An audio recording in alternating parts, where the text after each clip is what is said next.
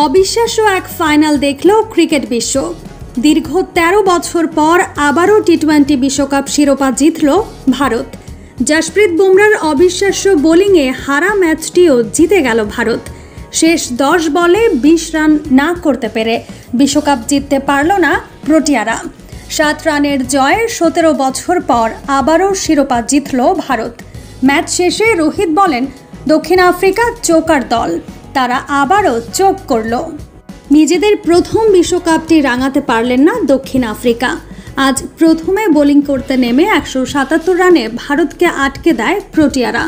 জবাবে ব্যাটিং করতে নেমেও দাপট দেখাচ্ছিল দক্ষিণ আফ্রিকা।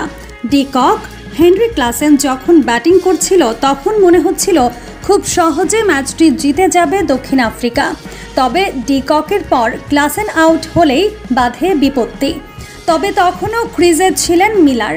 দক্ষিণ আফ্রিকার যখন হাতে ছিল ৫টি উইকেট, তখন শেষ ২০ বলে মাত্র ২৪টি রানের প্রয়োজন ছিল। তবে বুমরার টানা ২টি অবিশ্বাস্য ওভারে এবং শেষে সূর্যকুমারের অসাধারণ একটি ক্যাচে ৭ রানে হেরে যায় প্রোটিয়ারা। আর এর ফলে দীর্ঘ ১৯ বছর পর টি-20 শিরোপা জিতল ভারত।